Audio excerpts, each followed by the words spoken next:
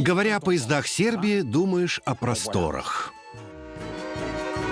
Думаешь о просторах и едешь далеко-далеко. Местные Мальдивы. Сербские Мальдивы. В Сербии развито чувство коллективизма. Здесь женятся группами, а в бане моются всей семьей. На воздухе. Горячо? Как горячо? Очень горячо. Нет, что вы? Здесь даже бетон не такой, как везде. Один из главных памятников страны – поезд. Чтобы почувствовать особую энергетику сербской земли, это магнитные волны. Чтобы увидеть пейзажи, которые нам мало знакомы, и расслабиться под звуки музыки,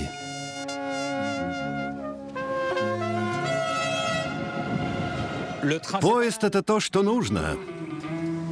Производство Step by Step Production. При участии France Television и Ushuaia TV. Под стук колес.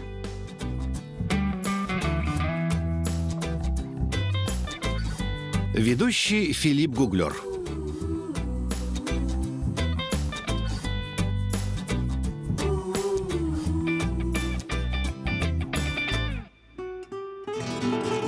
Сербия.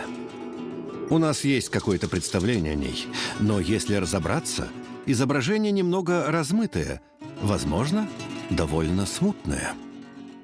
Мы знаем, что это Балканы, что там протекает Дунай, что там были конфликты. Но на что похожа жизнь обычного серба?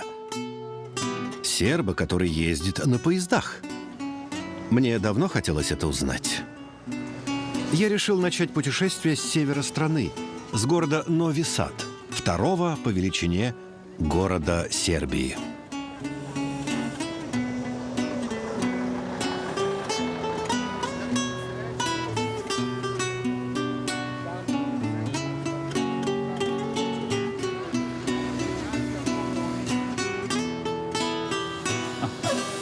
Что он делает? Добрый день. Добрый день. А что вы делаете? Обливаю его водой на удачу. Обливаете водой на удачу? А как это? Здесь, в Сербии, чтобы принести удачу, мы обливаемся водой. Не только в дорогу, но и перед экзаменом или важным событием. Например, когда я учился в Белграде, на меня всегда выплескивали воду перед экзаменом. И это работало. Я всегда получал высший балл. И это работает? Поразительно. Вот он ушел. А он знает, что вы плеснули вслед ему водой? Чтобы сработало, надо, чтобы тот, на кого вы льете воду, не оборачивался. Он знает, но видеть не должен. И если мы сейчас окликнем его, будет нехорошо. Нет, он не должен об этом знать. Не должен? Нет. А почему вы желаете ему удачи? У него сейчас какое-то важное дело? У него сегодня экзамен. Вот я и лью воду. Ясно. Это здорово. Вы пришли с бутылочкой воды, чтобы пожелать друг другу удачи. Большое спасибо. Вам спасибо. Спасибо. Всего хорошего. До свидания. Ухожу, не оборачиваясь, хотя вода у вас закончилась. До свидания. Первый мой поезд называется «Соко».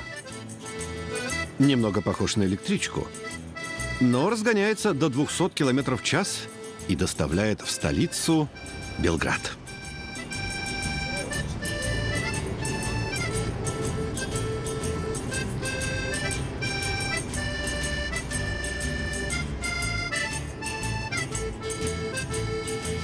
Добрый день. Добрый день. Можно присесть здесь? Можем. Да, конечно. Этот небольшой салон так приятно выглядит. Симпатично. Да, приятный. Симпатичный. Откуда вы едете и куда? Ездила к друзьям в Нови Сад. Возвращаюсь в Белград. Хотел бы задать вам вопрос. Мы во Франции или на Западе часто представляем себе сербов как людей, с сильным характером. И для этого характера есть даже особое слово – инат. А что это такое? Мы малый народ, маленькая страна, окруженная гораздо более сильными странами. Некоторые оккупировали нас, и поэтому у нас идентичность бунтарей. Мы всегда боролись за свободу. Когда ее не было, боролись за то, чтобы ее добиться, чтобы не склониться перед сильными державами. Значит, это и есть настоящий сербский характер? У меня тоже такой характер. Еще характерно то, как у нас празднуют и веселятся.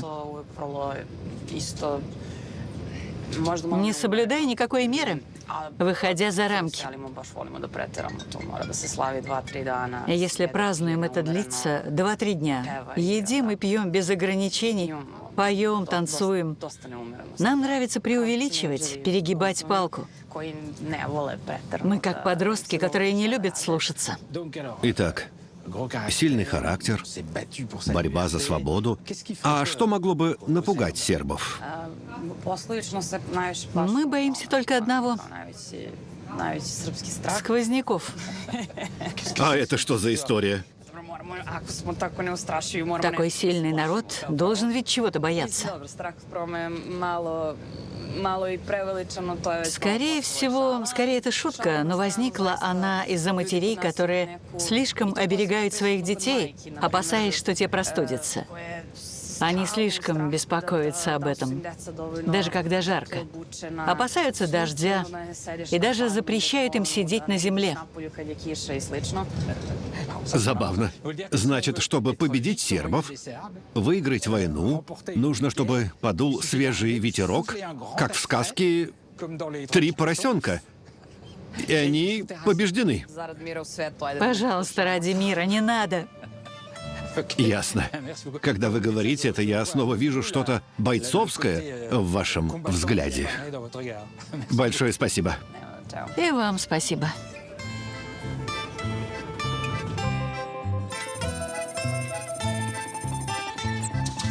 Вот я и в Белграде, в столице. Белград означает «белый город». Но не такой уж он белый. На берегу Дуная совсем не голубого. И все же здесь есть определенный магнетизм.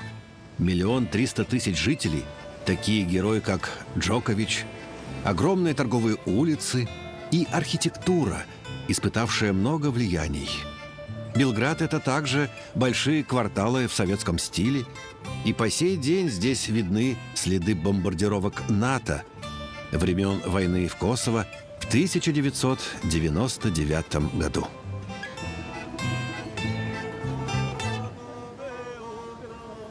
Интересно, что происходит на этой площади. Множество женихов и невест дают интервью даме в красном. Кругом фотографы. И столько пар собралось. Это странно.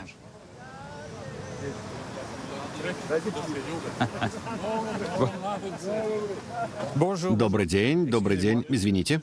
Да, пожалуйста. Итак, добрый день. Добрый день, молодые. Извините, отвлеку вас на секунду. Просто мне любопытно, что здесь происходит. Повсюду женихи и невесты. Вы берете интервью, всюду камеры, играет музыка. Что это? Это коллективная свадьба. Такое проводится раз в году. Красивое событие, организованное городом. Его транслируют по телевидению. Как интересно. Но коллективная свадьба. Почему коллективная? Почему все вместе? Да, довольно необычно. Но это оригинальный способ пожениться. Запомнят на всю жизнь.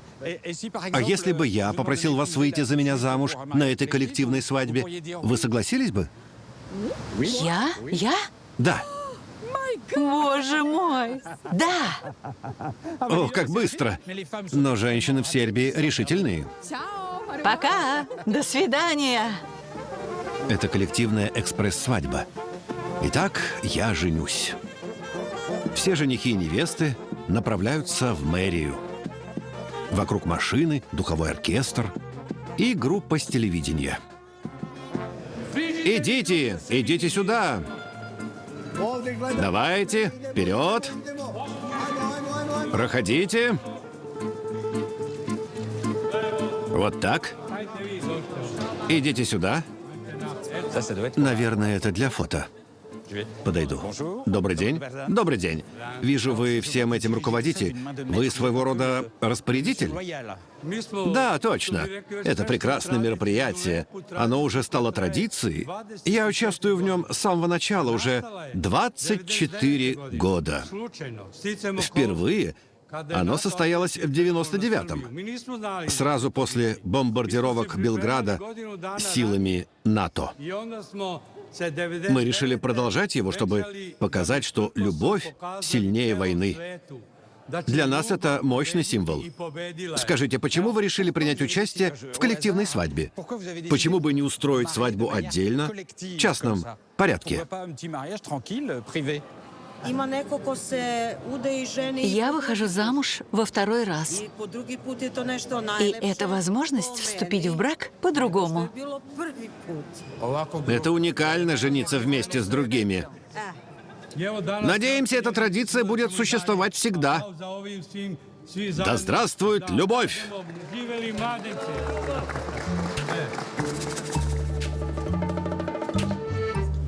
Напряжение нарастает.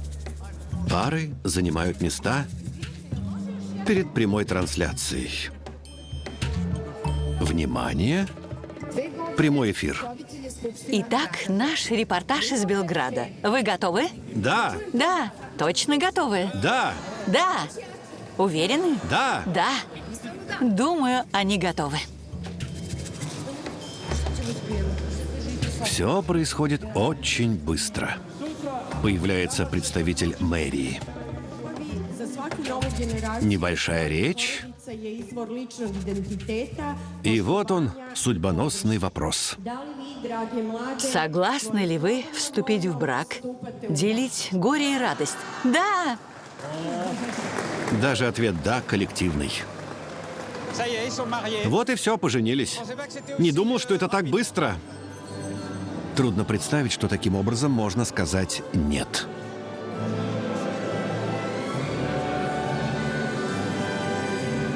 А теперь вальс.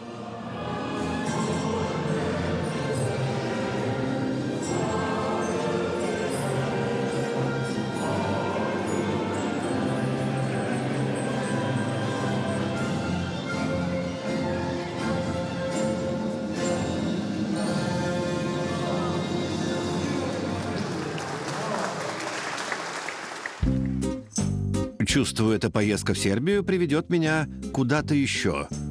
Не совсем туда, куда я думал. Собираюсь проехать по рельсам в пригород Белграда.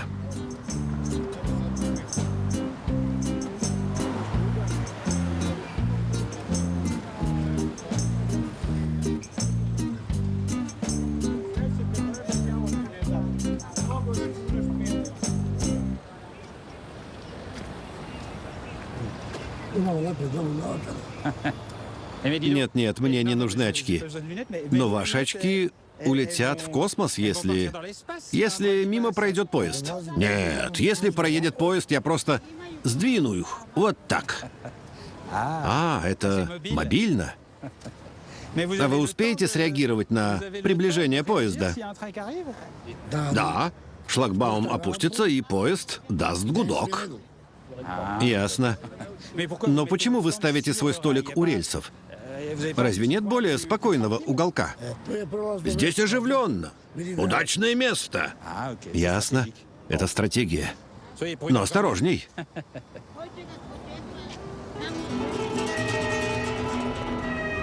Чуть дальше заброшенные старые поезда.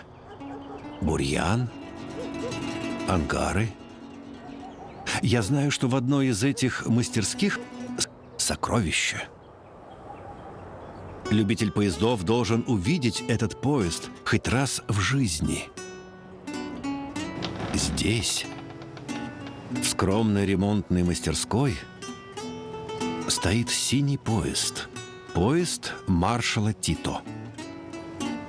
Тито правил социалистической Югославией в течение 35 лет, до 1980 года. В те времена поезд Тито славился своей роскошью. Тито и его окружение совершали на нем официальные поездки по Югославии и за границу. Впечатляют детали оформления этого поезда.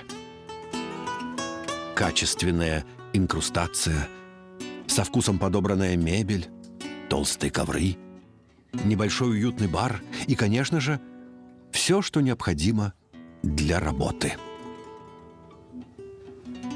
В кабинете телефон маршала, подлинный. Вы спросите, как это было возможно в то время? Это внутренний телефон. По нему можно было звонить на кухню и персоналу. Он работал также и на вокзалах. Когда поезд останавливался, его подключали к сети. А вот необычное. Спальня жены Тито. Она спала здесь. Говорят, она всегда садилась в поезд в белых перчатках и вот так проводила руками по углам, проверяя, нет ли там пыли. И если была, персоналу доставалось. Ванной комнаты Йованки и ее мужа по соседству с настоящей ванной. Впервые вижу поезд с ванной, и здесь было достаточно воды, чтобы ее наполнить, потому что на крыше поезда были огромные резервуары. С ума сойти. А вот и спальня Тито. Спальня маршала.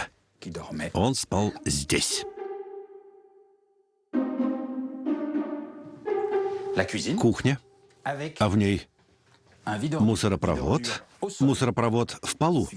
Просто откройте его. Вот так. Кладете мусор сюда, и куда он отправляется, если мусоропровод находится в полу? На рельсы. Вот так. Не слишком экологично. А здесь внутри жемчужина. Чудесное зрелище. Внимание! Конференц-зал. Он такой большой, и не подумаешь, что ты в поезде. Итак, конференц-зал. Рядом небольшое помещение, возможно, для сопровождающих или ожидающих жен. Его можно закрыть. Вот этой ширмой. Извините. Итак, можно пригласить 28 человек, очевидно, главные герои в центре. Вот здесь кресло Тито. Оно с подлокотниками, в отличие от других. А напротив — кресло главного гостя. Оно тоже с подлокотниками. Здесь сидели самые значительные — Тито, королева Англии, Неру. История. Маленькая личная гостиная Тито и его жены Йованки. Их маленький будуар. Но есть один нюанс. Если вас приглашали в эту гостиную, все очень плохо. Значит, вам не просто уши надерут, а, например, уволят. И происходило это под звуки радио. Его включали на полную громкость, чтобы никто больше не услышал, в чем вас обвиняют.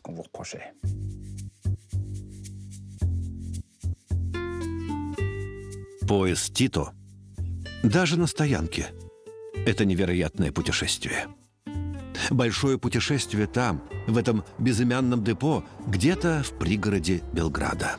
Поезд находится здесь на капитальном ремонте и, возможно, когда-нибудь снова встанет на рельсы.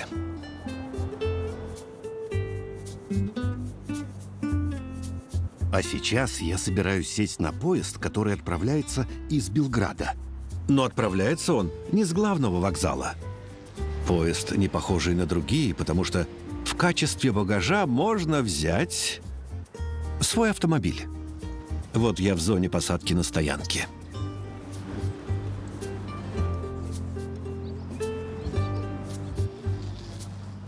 Добрый день. Добрый день. Куда вы направляетесь этим поездом? Еду в бар. 20 лет не была в Черногории. Теперь еду туда в отпуск. Этим поездом очень удобно. Можно взять с собой машину. Ночью спишь, а завтра уже море. Это круто. Значит, ночь вы проводите в поезде, отдыхаете, а потом забираете свою машину. А не проще сесть в обычный поезд, а на месте взять машину на прокат? Нет. Я ведь еду туда не только отдыхать, но и работать. И везу с собой кучу вещей. Гораздо удобнее сложить весь багаж в машину. Ах, да, согласен. Действительно удобно. Вижу, вы везете с собой много вещей. А так можно загрузить все в багажник. Совершенно верно. Это просто потрясающе. Ну все, мне пора. Пока. Пока. Да, уже пора. Пойду загляну к рабочим. Здравствуйте. Добрый день. Можно к вам? Да. Что вы должны делать, когда подъезжают машины? Надо следить, чтобы машины не задевали за желтые стойки и следовали по этим желтым линиям на земле. Вот так. Но здесь довольно тесно. Нужен навык. Как люди справляются? Как заезжают сюда? Они что, привыкли к таким узким проходам? Да, да. Как заезжают? У большинства есть навык. Давайте сюда. Да-да-да. Быстрей.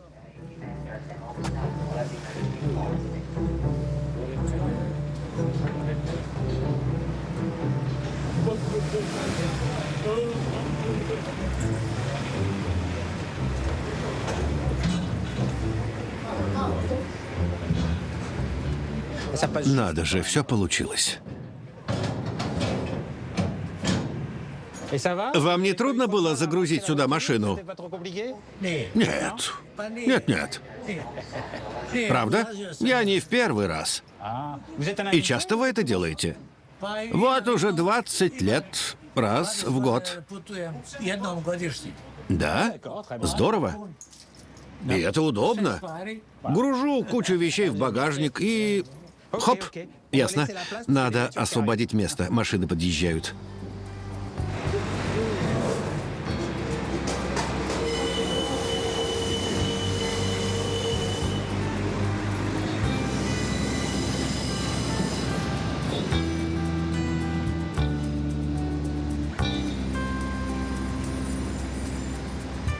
Вот и все.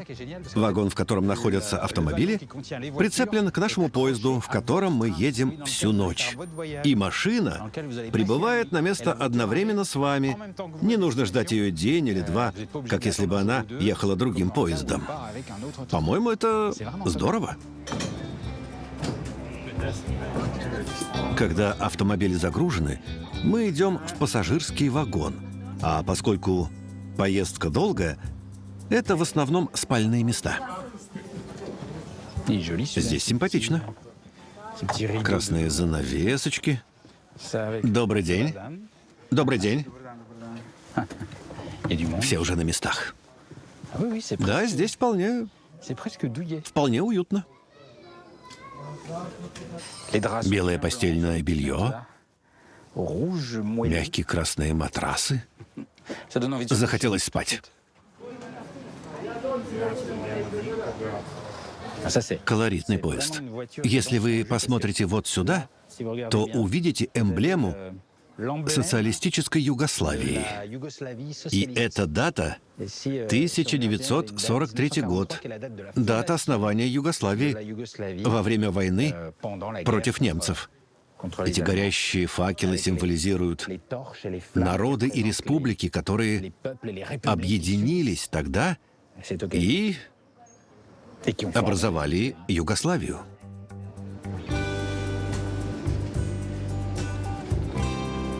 Поезд идет по сельской местности. Мне, конечно, хотелось бы поспать, но я не буду ложиться. Я не собираюсь ехать в Черногорию. Я еду вглубь Сербии и выхожу среди ночи.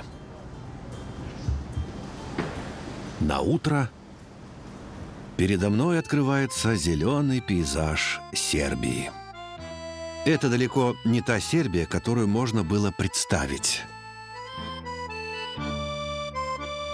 Маленькие церкви на вершинах холмов, деревни на склонах, великолепные монастыри, такие как монастырь Студеница, основанный в XIX веке. Он внесен в список всемирного наследия человечества. Это одно из самых священных мест на Балканах.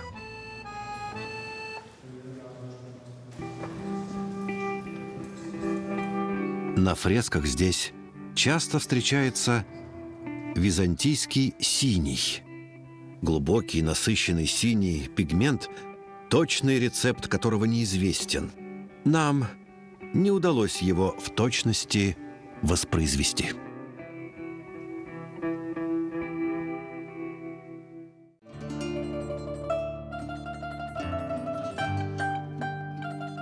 В Сербии среди ее пейзажей иногда встречаются памятники, не похожие на другие. Огромные, массивные, выполненные из необработанного бетона, как эти поднятые к небу кулаки, которые символизируют борьбу с варварством. Или вот этот. Он изображает взрыв мины. Созданные в 60-70-х годах, эти образцы бруталистской архитектуры посвящены патриотической борьбе Югославии против нацистских захватчиков. Мне нравится гулять здесь, в сельской местности. Есть что-то знакомое, но не совсем. Такое впечатление, что время здесь идет по-другому. И эти места полны сюрпризов.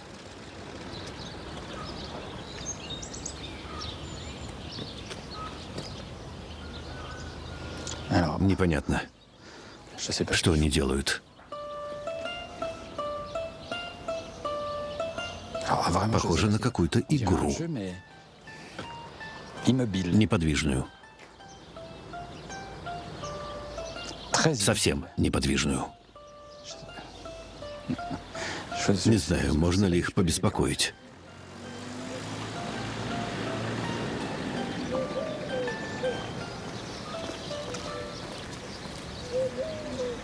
Добрый день. Здравствуйте. Можно с вами поговорить? Да, конечно. А что это вы делаете? Это игра? Нет. Этот круг нас лечит. Помогает нам. Хорошо помогает при ревматизме моей жене. Вы лечитесь с помощью круга? А как это? Здесь магнитные волны, они проходят сквозь нас. Дама посмотрела на часы и уходит. Все, мое время истекло. 30 минут. 30 минут, не больше? Да, 30 минут. И на другой день также. Через неделю снова. Циклы 3 раза по 30 минут. У некоторых и больше. Но нам и так хорошо. А если я встану там, я что-то почувствую? Да. Обязательно что-то почувствуете. Это доказано. Так и есть. И что? Вот так. Здесь излучение.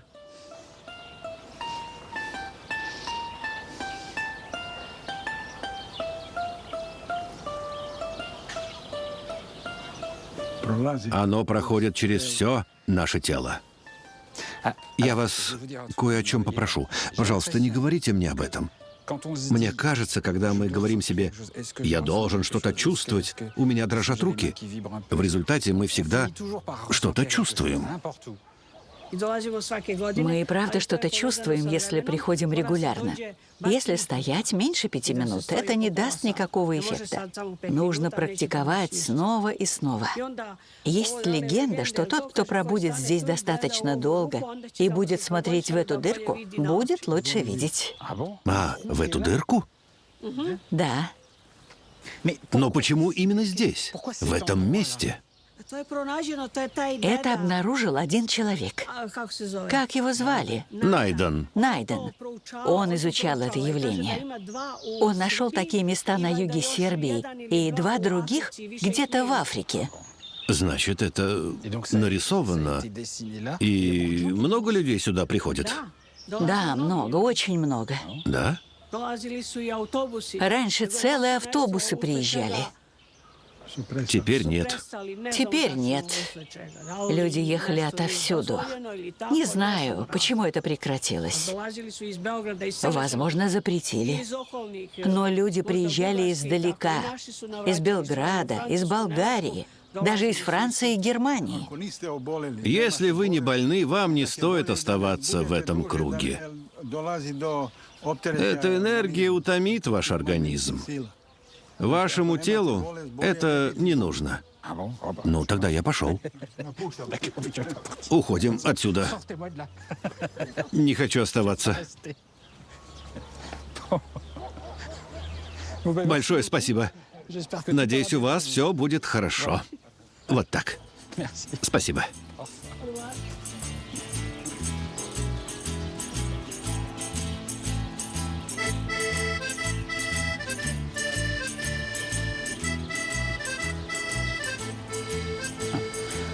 Едва отойдешь, там уже кто-то стоит.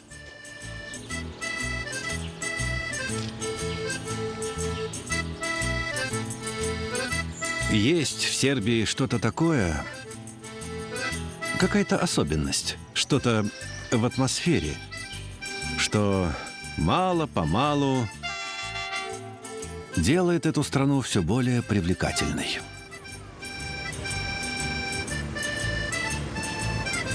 Я снова сажусь на маленький местный поезд.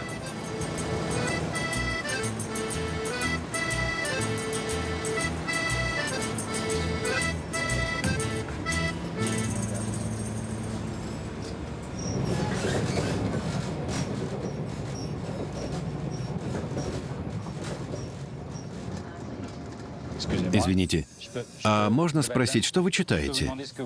Книга называется «Экологическая история мира». Экологическая история мира. Интересуетесь историей?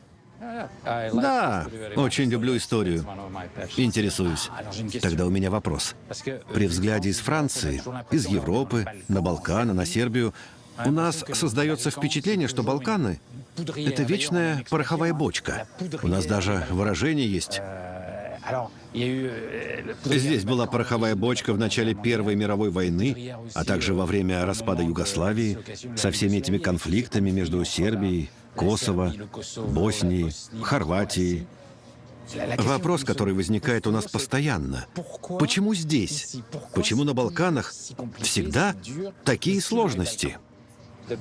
Разница между нами и вами в том, что вы на Западе создаете свои империи по всему миру, и вы уже экономически богаты.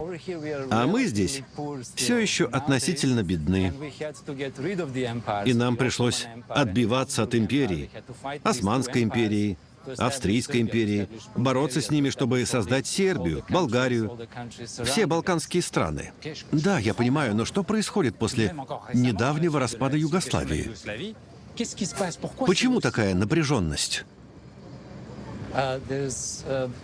История Балкан всегда была очень сложной. Югославия была большим экспериментом. Это страна, которой не существовало до 1918 года. Такие страны, как Словения, которые более 1000 лет были частью Австрийской империи, стали регионами Югославии. Так же, как Македония или Косово, которые прежде входили в состав Османской империи и были скорее азиатскими, чем европейскими. Все эти страны со своими особенностями были объединены в одну страну. Приходилось иметь дело с их различиями, и это было сложно. Но почему разделение не могло произойти мирно и разумно, как, например, в Чехословакии? Там все прошло гладко. Чехия, Словакия. Почему здесь не обошлось без войны? Лично я считаю, что Балканам свойственна некоторая агрессивность. Если хочешь завоевать свободу, бороться с терроризмом, если хочешь победить австрийцев, немцев, как мы это делали во время Второй мировой войны, ты не можешь быть пацифистом. Я думаю, что у людей здесь, на Балканах, такое отношение, которое побуждает действовать быстро, кричать и жестикулировать, а не сидеть сложа руки и ничего не делать. А еще проблема Сербии заключается в том, что Европа обещала, что со всеми нами будут обращаться одинаково. С Хорватией, Боснией, Сербией, Румынией. Но на самом деле все обстоит не так. Сербия — своего рода проблемный ребенок. Вы утверждаете, что у вас 5 детей, все они одинаково важны для вас. Но каждый раз, когда случается драка, бьете по голове сербского ребенка. По вашему мнению, почему так? Потому что с 90-х годов люди думают, что здесь война, что это опасно, что сербы — это бандиты с большой дороги. Но это не так. Вы сами можете убедиться. Сербы дружелюбны, гостеприимны, как и все остальные. А может, даже и больше. Поскольку мы знаем, что на нас это клеймо, мы стараемся быть еще более дружелюбными и гостеприимными. И нам не нравится, что о нашей стране судят по Милошевичу. Милошевич считается диктатором. К сожалению, некоторые выбрали его на первых 3 выборах. Нам потребовалось 10 лет, чтобы его свалить. Но я бы сказал, что большинство людей были не согласны с Милошевичем. Итак, если мы начинаем погружаться в историю, мы чувствуем, что все взаимосвязано и чрезвычайно сложно. Здесь 1000 факторов. Да, но это так интересно. Сложно и интересно. И как раз это вам и нравится. Именно так. Большое спасибо. Пожалуйста. Вернемся к чтению. Вернемся к чтению. Поездка по Сербии — это непрерывное путешествие между настоящим и прошлым. В историю еще свежую, недавнюю и пронизывающую жизнь. А еще поездка в места неожиданные.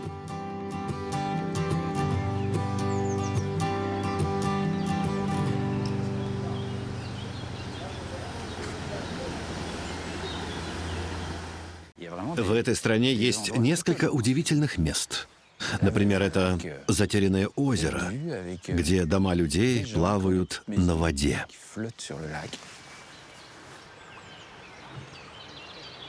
И все так спокойно, как будто ничего особенного не происходит. Не ожидал увидеть такое в Сербии. Вон та пара.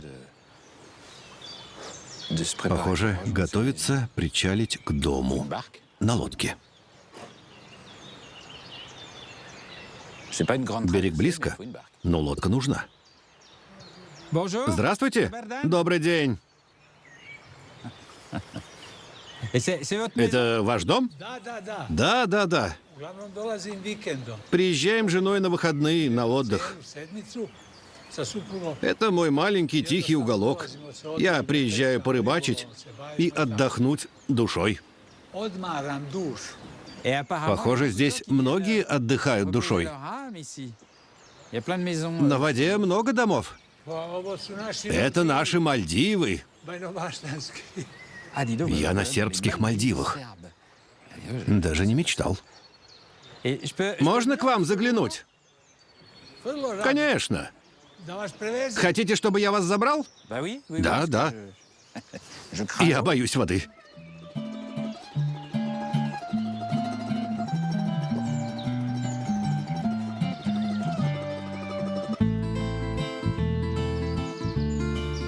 Здорово.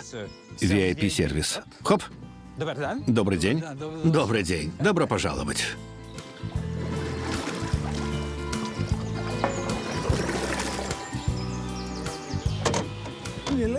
Лови. Добрый день. Добрый день. Здравствуйте. Милена. Филипп. Добро пожаловать. Спасибо. Это чудесно. Какая терраса с видом на озеро.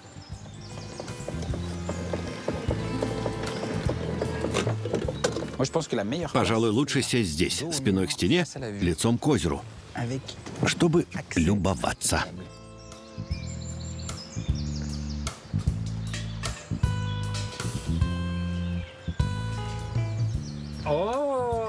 Вот это да! Надо же!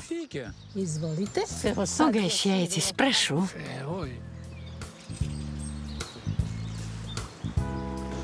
Как вкусно! У меня вопрос. Почему дома стоят на воде? Почему их не строят на берегу? У нас был дом на побережье, но нас выгнали. Выгнали? У вас был дом? Его продали, разрушили, пришлось продать. Что случилось? Мой домик был там, на берегу. Я сделал понтон и поставил его вот здесь.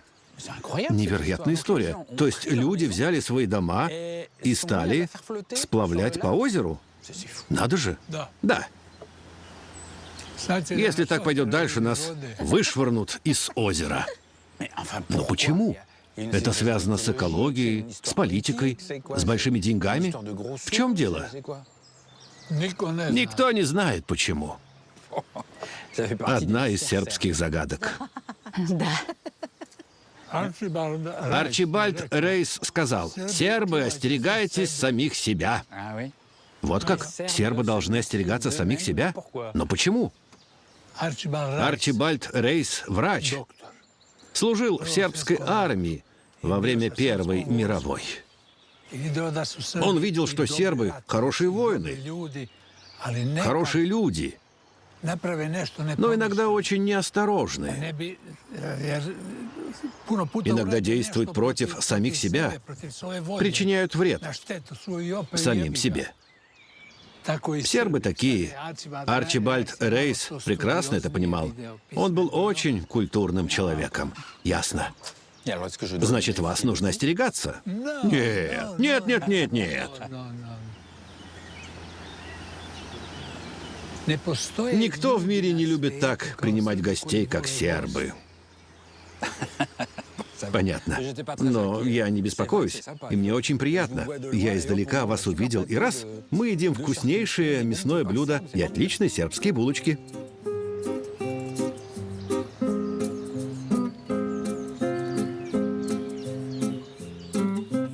Похоже, я поступил правильно, остановившись на берегу этого невероятного озера. Здесь быстро входишь во вкус простых радостей жизни. Что касается железных дорог, эта страна создана для тех, кто любит ездить поездом. Линий немного, и чтобы добраться до юга, мне нужно вернуться на север, в Белград. После нескольких часов в поезде я доезжаю до конца линии. Небольшой городок в глубине Сербии. Вранье. Мне здесь сразу понравилось. Приятный прием. Маленькое кафе с креслами на улице. Все общаются между собой, и музыка – часть повседневной жизни.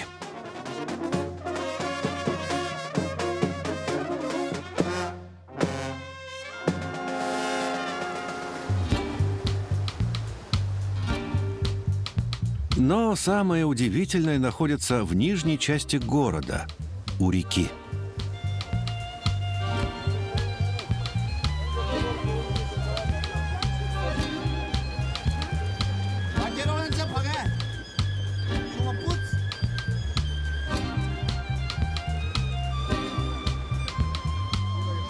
Ну-ка посмотрим. Интересно. Что-то вроде сербской бани.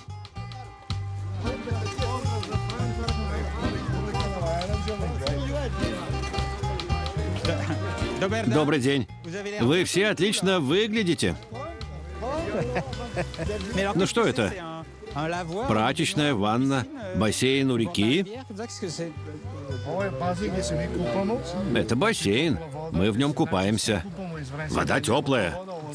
Все местные ходят сюда, потому что река холоднее.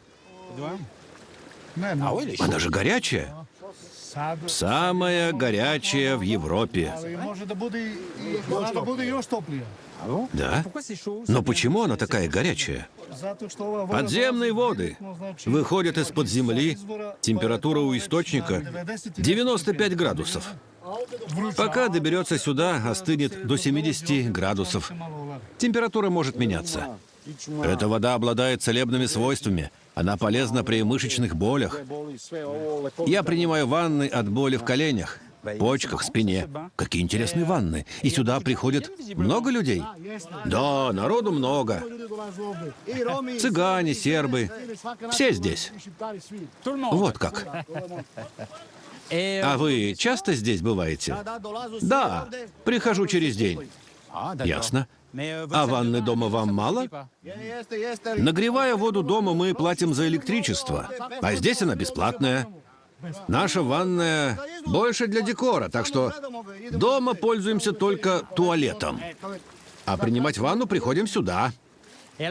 И здесь можно узнать все местные новости. Это то место, где можно узнать, что происходит. Да, все новости здесь. Когда что-то случается, мы узнаем об этом сразу.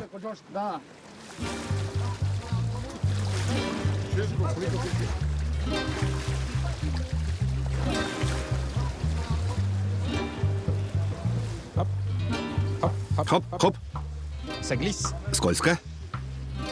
Добрый день. Почему вы держитесь немного в стороне? Нет, просто мне больше нравится здесь. Вода прохладнее, чем там. Ах да, там горячая, а здесь прохладней. Но все же горячая, да? Попробую поставить ногу. Она горячая? Ужасно горячая. Нет, нет, не горячая. Как вы можете? Это же невыносимо. У вас невероятная стойкость. Здесь не так горячо? Но ведь ужасно горячо. Там чуть меньше? Чуть меньше, да? Не могу держать там ноги. Это просто невозможно. Спасайся, кто может. Вот, сделаю так. Мой способ купаться. Я тоже не могу больше выдержать. И к тому же пары серы. Слишком жарко. Верно. Но правда, с этой ванной не до шуток.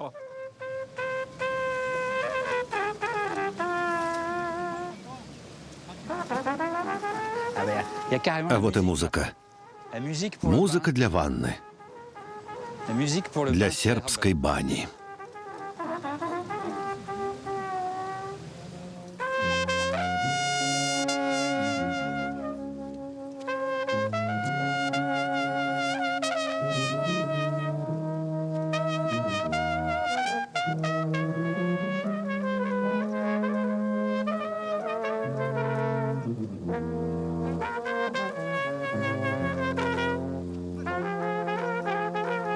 Сербия, она такая.